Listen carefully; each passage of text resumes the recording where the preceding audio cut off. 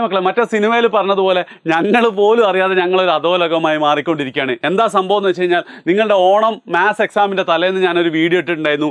ഇതിൽ നിന്ന് 50 മാർക്കിന് ഉറപ്പായും ചോദിക്കുമെന്ന് പറഞ്ഞിട്ട് പിറ്റേന്ന് പരീക്ഷയ്ക്ക് ആ ചോദ്യങ്ങൾ തന്നെ വന്നു. ആൻഡ് ഏതോ ഒരു ഓൺലൈൻ മഞ്ഞപ്പത്രം അതെടുത്ത് വാർത്തയാക്കി.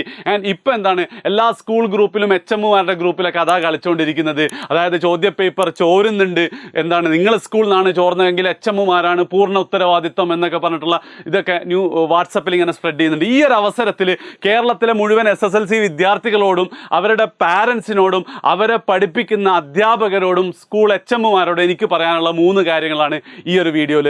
ആൻഡ് മറ്റേ വാർത്തക്കെതിരെ ഞാനൊരു വീഡിയോ ചെയ്തപ്പം നിങ്ങൾ ഓരോരുത്തരും എന്തിനാ അത് മാക്സിമം ഷെയർ ചെയ്തിട്ടുണ്ട്. ഒരുപാട് കമൻറ്റ് എജ്യൂപോർട്ട് കട്ട സപ്പോർട്ട്, നിങ്ങൾ ഇത് തന്നെ തുടരണം എന്ന് പറഞ്ഞ ഒരുപാട് കമൻറ്റൊക്കെ നിങ്ങൾ തന്നിട്ടുണ്ട്. അപ്പം ഈ ഒരു വീഡിയോ അത്രമാത്രം നിങ്ങൾക്ക് ഷെയർ ചെയ്യാൻ തോന്നൂലെങ്കിലും നിങ്ങൾ ഏറ്റവും കൂടുതൽ ഷെയർ ചെയ്യേണ്ടതാണ്. കാരണം ഇത് നിങ്ങളുടെ ഭാവിയെക്കുറിച്ചാണ്. കാരണം SSLC മാത്രമല്ലല്ലോ നിങ്ങളുടെ ജീവിതം എന്ന് പറയുന്നില്ല, ഇതൊരു തുടക്കം മാത്രമല്ലേ. അപ്പം ഈ വീഡിയോ എൻ്റെ റിക്വസ്റ്റ് എന്താ വെച്ചാൽ, നിങ്ങൾ പറ്റുവെച്ചാൽ നിങ്ങളുടെ പാരൻസിൻ്റെ കൂടെ കാണുക, അല്ല അവർക്കിത് ഷെയർ ചെയ്ത് കൊടുക്കുക എന്ന് മാത്രമല്ല, നിങ്ങളുടെ പ്രിയപ്പെട്ട അധ്യാപകർക്ക് നിങ്ങൾ ഉറപ്പായിട്ട് എന്ത് ചെയ്യണം, ഈ ഒരു വീഡിയോ ഷെയർ ചെയ്യണം. അപ്പോൾ തുടങ്ങാൻ പോകണം. ആദ്യത്തെ പോയിന്റ് എന്ന് പറയുന്നത്, ചില യൂട്യൂബർമാരൊക്കെ ഏതോ ഒരു അജ്മൽ എന്നൊക്കെ പറഞ്ഞിട്ട് ഇയാളെ മെയിൻ പരിപാടി തന്നെ എന്താണെന്ന് വെച്ച് കഴിഞ്ഞാൽ സ്റ്റേറ്റിനെ കുറ്റം പറയുക, CBSE പൊക്കി പറയാന്നാണ്. CBSE ലോബീൻ്റെ ചാരന നടക്കുന്നുണ്ട്. ഇയാൾക്ക് പൊതുവെ അറിയപ്പെടുന്നുണ്ട്. പക്ഷെ നിങ്ങൾ വിചാരിച്ച പോലെ ഒന്നും കേട്ടോ, ഹീസ് മൈ ക്ലോസ് ഫ്രണ്ട്. എന്താണ്, എജ്യൂപോർട്ടിൻ്റെ പുറത്ത് ഞാൻ ഏറ്റവും കൂടുതൽ ഇൻറ്ററാക്ട് ചെയ്യുന്ന അജ്മൽ സാറുമായിട്ടാണ്. X&Yയുടെ ഫൗണ്ടറാണ്. അജ്മൽ സാർ ഒരു വീഡിയോ ചെയ്തിട്ടുണ്ടായിരുന്നു ഇതിനെക്കുറിച്ച്. അതായത് ഇങ്ങനെ ലാസ്റ്റ് പരീക്ഷയുടെ തലേന്ന് ക്വസ്റ്റ്യൻ പേപ്പർ കിട്ടിയാലുള്ള പ്രശ്നങ്ങൾ എന്നൊക്കെ പറഞ്ഞിട്ട്. അപ്പം അജ്മൽ സാറോടും ബാക്കി എല്ലാവരോടും കൂടെ ഒരു കാര്യം എനിക്ക് പറയാനുള്ളത്, അതായത് ഞങ്ങളുടെ ഈ വർഷത്തെ SSLCയുടെ ക്ലാസ്സുകൾ ഞങ്ങൾ യൂട്യൂബിൽ ആരംഭിച്ചത് മെയ് 13 മുതലായിരുന്നു. ഈ ഓരോ വീഡിയോസും നിങ്ങൾക്ക് ഈ യൂട്യൂബ് ചാനലിൽ നോക്കിയാൽ നിങ്ങൾക്ക് കാണാൻ പറ്റും. അപ്പം ഞങ്ങൾ ഏറ്റവും ആദ്യം മാത്സിൻ്റെ ബേസിക്സുകളായിട്ടുള്ള 4 സെറ്റ് ലൈവ് ഞങ്ങൾ പോയിട്ടുണ്ട് മെയ് 21 വരെ. ഓക്കെ, ഇത് കൂടാതെ ഇതൊന്നും ശ്രദ്ധിക്കാത്ത കുട്ടികൾക്ക് ജൂലൈ മുതൽ പഠിച്ചു തുടങ്ങുന്നവർക്ക് വേണ്ടി ഇതൊക്കെ കൂടെ ഒന്നും കൂടെ എന്താണ്, ജൂലൈ 18 ഒരു കംപ്ലീറ്റ് റെക്കോർഡഡ് വീഡിയോസ് ഞങ്ങൾ മാത്സ് ബേസിക്സിന് വേണ്ടി മാത്രം കൊടുത്തിട്ടുണ്ട്. നോക്കണേ, ജൂലൈ 13 നമ്മൾ പരിപാടി തുടങ്ങിയത്. ഇനി ഒന്നാമത്തെ പാഠം ഞങ്ങൾ എത്ര തവണ കവർ ചെയ്തിട്ടുണ്ട് നിങ്ങൾക്കറിയോ? അതായത് മെയ് 27, അതേപോലെ തന്നെ മെയ് 30 ജൂൺ 3 3 പാർട്ടുകളായിട്ട് ഫസ്റ്റ് ചാപ്റ്റർ ഞങ്ങൾ കവർ ചെയ്തു. ഏകദേശം ഒരു 4.5 മണിക്കൂർ ഉണ്ടാവും. അത് നിങ്ങൾക്ക് ലൈവ് സെക്ഷൻ എടുത്ത് നോക്കിക്കഴിഞ്ഞാൽ മനസ്സിലാവും. അതിനുശേഷം ജൂലൈ 5 ഞങ്ങൾ എന്ത് ചെയ്തിട്ടുണ്ട്, ഒരു ഇമ്പോർട്ടൻറ്റ് ക്വസ്റ്റ്യൻ എന്ന് പറഞ്ഞാൽ ആ ഫസ്റ്റ് ചാപ്റ്ററിൽ തന്നെ വീഡിയോ കൊടുത്തിട്ടുണ്ട്. ഓക്കെ, പിന്നെ ജൂലൈ 10 വീണ്ടും ആ ഫസ്റ്റ് ചാപ്റ്ററിന് ഒരു 1 ഷോട്ട് കൊടുത്തിട്ടുണ്ട്. നിങ്ങൾ പ്രത്യേകം ശ്രദ്ധിക്കുക. ഈ ജൂൺ 3 ശേഷം ഞങ്ങൾ സെക്കൻഡും തേർഡ് ചാപ്റ്ററൊക്കെ കൊടുത്തിട്ടുണ്ട് കേട്ടോ. അതൊന്നും ഞാൻ ഇതിൽ കൊടുക്കാത്ത, ഫസ്റ്റ് ചാപ്റ്റർ മാത്രം എത്രത്തോളം കവർ ചെയ്തിട്ടുണ്ടെന്ന് പറയാം. എന്ന് മാത്രമല്ല ഫിസിക്സും കെമിസ്ട്രിയും സോഷ്യലും ഹിന്ദിയും ബയോളജിയും ഒക്കെ നമ്മൾ കൊടുത്തിട്ടുണ്ട് ഇതിൻ്റെ ഇടയിൽ. ഓക്കെ, അങ്ങനെ എന്താണ് ഇത്രയും തവണ ഞങ്ങൾ ഫസ്റ്റ് ചാപ്റ്റർ കൊടുത്തതിന് ശേഷം പിന്നെ പരീക്ഷയുടെ അടുപ്പിച്ച് ഓഗസ്റ്റ് 29 ഈ പരീക്ഷയ്ക്ക് വരുന്ന 4 ചാപ്റ്ററും കൂടെ ഒരു ഡീറ്റെയിൽ ആയിട്ടുള്ള ഫുൾ ചാപ്റ്റർ റിവിഷൻ ഞങ്ങൾ കൊടുത്തിട്ടുണ്ട്. ആൻഡ് പിന്നെയോ സെപ്റ്റംബർ 3, ഇതാണ് നമ്മളെ വിവാദ വീഡിയോ, പരീക്ഷയുടെ തലേന്ന് വീണ്ടും ഒരു 100% ഷുവർ ക്വസ്റ്റ്യൻ എന്ന് പറഞ്ഞിട്ട് ആ ഒന്നാമത്തെ ചാപ്റ്റർ ആയിട്ടുള്ള അരിത്തമെറ്റിക് സീക്വൻസ് സമാന്തര ശ്രേണികൾ ഞങ്ങൾ പഠിപ്പിച്ചിട്ടുണ്ട്. അപ്പം നിങ്ങളൊന്ന് ആലോചിച്ച് നോക്ക്, 4.5 മണിക്കൂർ, 1.5 മണിക്കൂർ, 1 മണിക്കൂർ, അരമണിക്കൂർ, ഇത്രയും തവണ എന്ത് ചെയ്തിട്ടുണ്ട്, ആ പാഠം ഞങ്ങൾ പഠിപ്പിച്ചു കൊടുത്ത്. നിങ്ങളൊന്ന് പറയും, അതായത് ഏതൊക്കെ സ്കൂളുകളിൽ ഏതൊക്കെ ട്യൂഷൻ സെൻറ്ററുകളിൽ ഇത്ര ഡീറ്റെയിൽ ആയി പഠിപ്പിക്കും? അതായത് ഇത്രയും ഡീറ്റെയിൽ ആയി പഠിപ്പിച്ചതിന് ശേഷമാണ് പരീക്ഷയുടെ തലേന്ന് നമ്മൾ എന്ത് ചെയ്യുന്നത്, 100% ഷുവർ ക്വസ്റ്റ്യൻ എന്ന് പറഞ്ഞ് കൊടുക്കുന്നത്. ഓക്കെ, ആ ഷുവർ ക്വസ്റ്റ്യൻ ഇല്ലെങ്കിലും ഞങ്ങളുടെ ക്ലാസ് കണ്ട മക്കൾക്കൊക്കെ എന്താണ് ഫുൾ മാർക്ക് തന്നെ കിട്ടുക. കാരണം അത്ര ഡീറ്റെയിൽ ആയിട്ട് ഞങ്ങൾ പഠിപ്പിച്ചിട്ടുണ്ട്. ഇനി മറ്റൊരു ചോദ്യം അജ്മൽ സാറോടും ബാക്കി എല്ലാവരോടും ചോദിക്കാനുള്ളത്, ഞാൻ എന്താ പറയുക, JEE എഴുതിയിട്ട് ഫസ്റ്റ് ചാൻസിൽ കോഴിക്കോട് NIT BTech കമ്പ്യൂട്ടർ സയൻസിന് അഡ്മിഷൻ കിട്ടിയാളാണ്. അപ്പം എൻ്റെ JEE എക്സാമിൻ്റെ തലേന്നും ഞാൻ ഓൾമോസ്റ്റ് ഈ സെയിം സാധനം തന്നെയാണ് ചെയ്തത്. ഇമ്പോർട്ടൻറ്റ് ക്വസ്റ്റ്യൻസ് ഏതൊക്കെയാണ്, ഇമ്പോർട്ടൻറ്റ് ടോപ്പിക്സ് ഏതൊക്കെയാണെന്ന് നോക്കി വെക്കുക ചെയ്തത്. അത് കുട്ടികൾ സ്വയം ചെയ്യുന്നതിന് പകരം ഞങ്ങൾ അവരെ ഹെൽപ്പ് ചെയ്യുന്നു, ഞങ്ങൾ ആ റിസർച്ച് നടത്തി ഹെൽപ്പ് ചെയ്യുന്നു എന്നുള്ളത് മാത്രമാണ് എന്ത് ഈ ഷുവർ ക്വസ്റ്റ്യൻ്റെ യാഥാർത്ഥ്യം എന്നുള്ളത് നിങ്ങൾ മനസ്സിലാക്കുക. അതുകൊണ്ട് തന്നെ എന്താണ്, എജ്യൂപോർട്ട് ഇതുവരെ എന്താണോ ചെയ്തുകൊണ്ടിരിക്കുന്നത് അത് ഇനിയും ചെയ്യും. പരീക്ഷയുടെ തലേന്നാണെങ്കിൽ ഉറപ്പായിട്ട് എന്താണ് ഏറ്റവും ചോദിക്കാൻ സാധ്യതയുള്ള ക്വസ്റ്റ്യൻസ് തന്നെ ഞങ്ങൾ എന്ത് ചെയ്യും, മക്കൾക്ക് പറഞ്ഞു കൊടുക്കുകയും ചെയ്യും. പക്ഷേ ഇതിനെന്തുണ്ട്, മറ്റ് 2 പ്രശ്നങ്ങളുണ്ട്. ഒന്നാമത്തെ പ്രശ്നം എന്ന് വെച്ച് കഴിഞ്ഞാൽ ഇതൊക്കെ പ്രെഡിക്ഷൻസ് മാത്രമാണ്.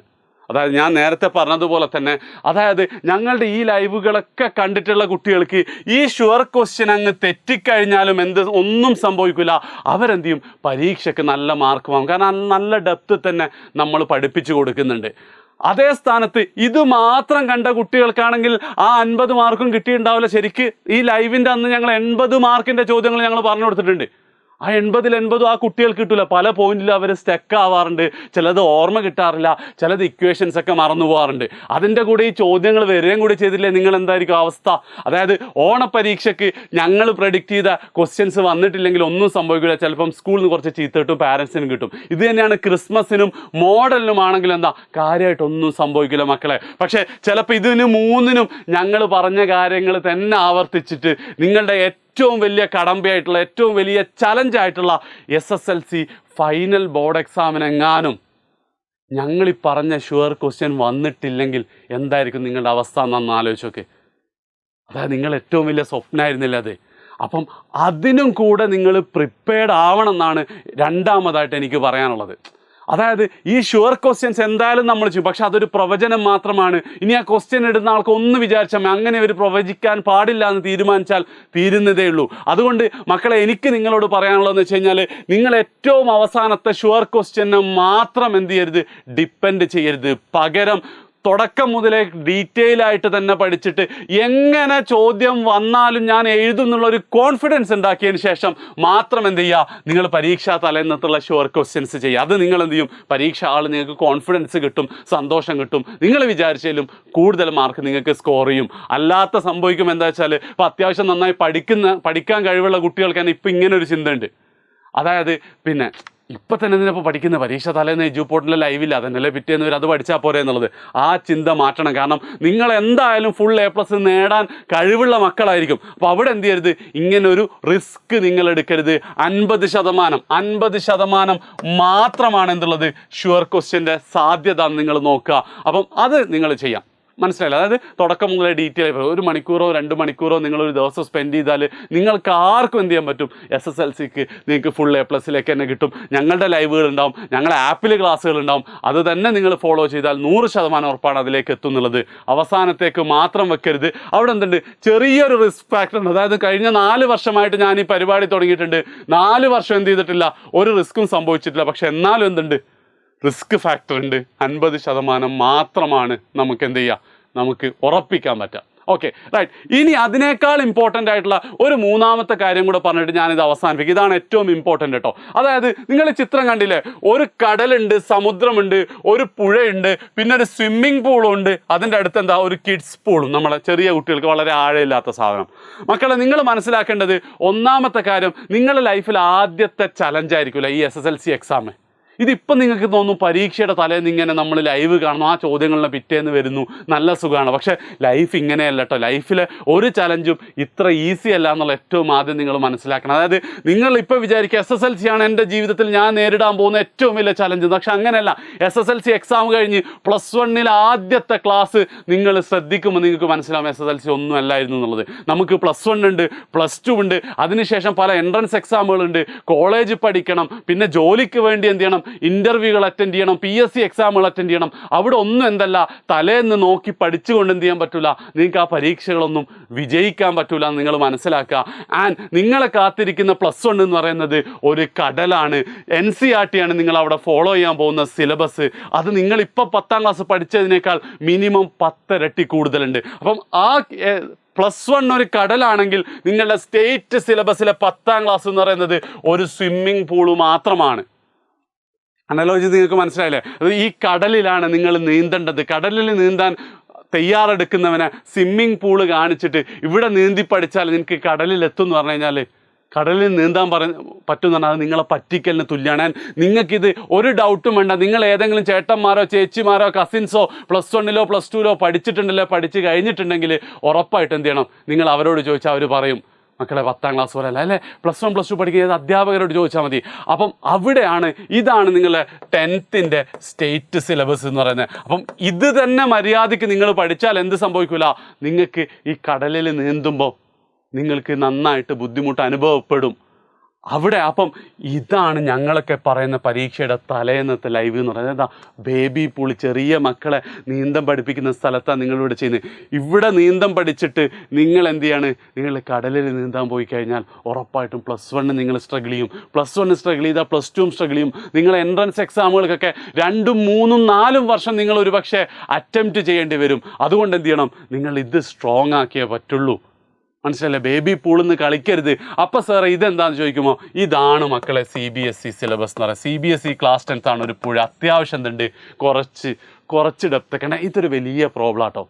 എനിക്കും ഇതിൻ്റെ യഥാർത്ഥ സൊല്യൂഷൻ ഒന്നും അറിയില്ല. ഞാൻ എന്ത് ചെയ്യുന്നുണ്ട്, ഈ ഒരു സൊല്യൂഷന് കണ്ടുപിടിക്കാൻ വേണ്ടി എനിക്ക് നിങ്ങളോടൊക്കെ ഡിസ്കസ് ചെയ്യണം, പ്രത്യേകിച്ച് അധ്യാപകരോടും HMമാരോടൊക്കെ ഡിസ്കസ് ചെയ്യണം. കാരണം ഒരൊറ്റ റീസൺ ഞാൻ കാണിച്ചു തരാം. അതായത് ഇത് കഴിഞ്ഞ വർഷത്തെ CBSEയുടെ 10ാം ക്ലാസ്സിലെ ചോദ്യ പേപ്പറിൽ നിന്നും നിങ്ങളുടെ ഒന്നാമത്തെ പാഠമായിട്ടുള്ള അരിത്തമെറ്റിക് സീക്വൻസിലെ അതിനവർ അരിത്തമെറ്റിക് പ്രോഗ്രഷൻ എന്ന് പറഞ്ഞാൽ ആ കഴിഞ്ഞ വർഷത്തെ ഒരു മാർക്കിൻ്റെ ചോദ്യവും ഒരു 5 മാർക്കിൻ്റെ ചോദ്യമാണ് ആ പാഠത്തുനിന്ന്. ആ ചോദ്യങ്ങൾ നിങ്ങളൊന്ന് വായിച്ചിട്ട് നിങ്ങൾക്ക് ഇത് ആൻസർ ചെയ്യാൻ പറ്റുന്നുണ്ടോ എന്ന് നോക്കണം. എസ്പെഷ്യലി ഈ ചോദ്യത്തിന് 1 മാർക്കേ ഉള്ളൂ എന്നും കൂടെ എന്ത് ചെയ്യണം, നിങ്ങൾ മനസ്സിലാക്കണം.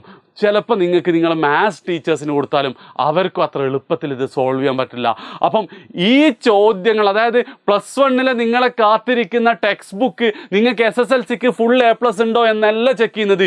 ഇതുപോലത്തെ ചോദ്യങ്ങൾ ചെയ്ത് പാസ്സായി വന്നവരാണെന്നാണ് നിങ്ങളുടെ ആ ടെക്സ്റ്റ് ബുക്കും ആ സിലബസും നിങ്ങളിന്ന് എക്സ്പെക്റ്റ് ചെയ്യുന്നത്. അപ്പം ഞാൻ പറഞ്ഞില്ലേ, അറ്റ്ലീസ്റ്റ് ഇതിലെങ്കിലും എന്ത് ചെയ്യണമായിരുന്നു, ഈ ഒരു ലെവലിലേക്കെങ്കിലും നമ്മൾ എത്തണമായിരുന്നു. പക്ഷേ CBSEയുടെ അതിൻ്റേതായ പ്രശ്നങ്ങളും ഫിനാൻഷ്യൽ ബുദ്ധിമുട്ടുകളുണ്ട്. പക്ഷെ നമുക്ക് എന്ത് ചെയ്യണം, സങ്കടത്തോടെ ഞാൻ പറയാണ്, ഒരു ഗ്യാപ്പ് ഇവിടെ ഉണ്ട്. ആ ഗ്യാപ്പ് എങ്ങനെ സോൾവ് ചെയ്യണമെന്ന് ആർക്കെങ്കിലും എന്തെങ്കിലും സജഷൻസ് ഉണ്ടെങ്കിൽ ഉറപ്പായിട്ട് എന്ത് ചെയ്യാം, എൻ്റെ ഈ ഒരു നമ്പറിലേക്ക് വിളിക്കാവുന്നതാണ്. വാട്സപ്പിൽ നിങ്ങൾക്ക് മെസ്സേജ് അയക്കാവുന്നതാണ്. ഞാൻ തിരിച്ച് കോൺടാക്ട് ചെയ്യും. എൻ്റെ പേഴ്സണലി നിങ്ങൾക്ക് എന്നെ കോൺടാക്ട് ചെയ്യാൻ പറ്റുന്ന നമ്പറാണ്. നിങ്ങൾക്ക് ആ കാര്യം മനസ്സിലായില്ല. ഞാൻ CBSE സിലബസ് ഭയങ്കര സംഭവമാണെന്നൊന്നും പറയുന്നതല്ല. മറിച്ച് എന്താണ്, +1 നമ്മളെത്തുമ്പോൾ നമ്മളെ കാത്തിരിക്കുന്ന ടെക്സ്റ്റ് ബുക്കും സിലബസും ഒക്കെ എന്താണ്, കുറച്ചും കൂടെ ഡെപ്ത് ഉള്ളതാണ്. അപ്പോൾ ആ ഡെപ്തിലേക്ക് നമ്മൾ പഠിക്കാൻ നോക്കണം. അപ്പോൾ ഏറ്റവും ആദ്യം നമ്മൾ ചെയ്യേണ്ടത്, നമ്മളെ സ്റ്റേറ്റ് ബോർഡിൽ നല്ല വൃത്തിയിൽ പഠിച്ചിട്ട് ആരെങ്ങനെ ടഫാക്കിയിട്ട് ക്വസ്റ്റ്യൻ ഇട്ടാലും നിങ്ങൾക്ക് ആൻസർ ചെയ്യാൻ പറ്റും, ഫുൾ മാർക്ക് വാങ്ങിക്കാൻ പറ്റും എന്നുള്ള കോൺഫിഡൻസിൽ നിങ്ങൾ പഠിച്ചാൽ +1 അത്ര ബുദ്ധിമുട്ടാവാൻ സാധ്യതയില്ല. അല്ലാതെ ഒരു കാരണവശാലും ലാസ്റ്റ് മിനിറ്റ് മാത്രം നിങ്ങൾ നോക്കരുത്. ലാസ്റ്റ് മിനിറ്റ് നിങ്ങൾക്ക് ചെയ്യാവുന്ന ഏറ്റവും നല്ല കാര്യം ഞങ്ങളുടെ ലൈവുകൾ തന്നെയാണ്. പക്ഷേ അതിന് മുന്നേ എന്ത് ചെയ്യണം, നിങ്ങൾ സെറ്റായിട്ട് വരണം. ഇത്രയും മാത്രമേ എനിക്ക് പറയാനുള്ളൂ. 3 കാര്യങ്ങളാണ് ഞാൻ പറഞ്ഞത്. ഒന്നാമത്തെ കാര്യം, ഞങ്ങൾ അവസാനം വെറും പ്രഡിക്ഷൻ കൊണ്ട് മാത്രം വരുന്നില്ല, ഞങ്ങൾ വൃത്തിയിൽ പഠിപ്പിച്ചു കൊടുത്തിട്ടാണ് അവസാനം പ്രഡിക്ഷനിലേക്ക് എത്തുന്നത്. രണ്ടാമത്തെ കാര്യം, പ്രഡിക്ഷൻ പാളിയാലും നിങ്ങളുടെ സ്വപ്നം പാളരുത്, ഫുൾ A+ എന്ന സ്വപ്നം പാളരുത്. നിങ്ങൾ എന്ത് ചെയ്യണം, നിങ്ങൾ അതിന് റെഡി ആയിരിക്കണം. മൂന്നാമത്തെ കാര്യം, +1 വളരെ ടഫായിട്ടാണ് നിങ്ങൾക്ക് ഉണ്ടാകാൻ പോകുന്നത്. അതുകൊണ്ട് തന്നെ ഉറപ്പായിട്ടും അറ്റ്ലീസ്റ്റ് നിങ്ങളുടെ SSLCയിലെ എല്ലാ പാഠങ്ങളും വൃത്തിയിൽ ഡീറ്റെയിൽ ആയിട്ട് തന്നെ നിങ്ങൾ പഠിക്കണം. ഇതിനെക്കുറിച്ചുള്ള അഭിപ്രായങ്ങൾ നിങ്ങൾക്ക് രേഖപ്പെടുത്താം. ശരി.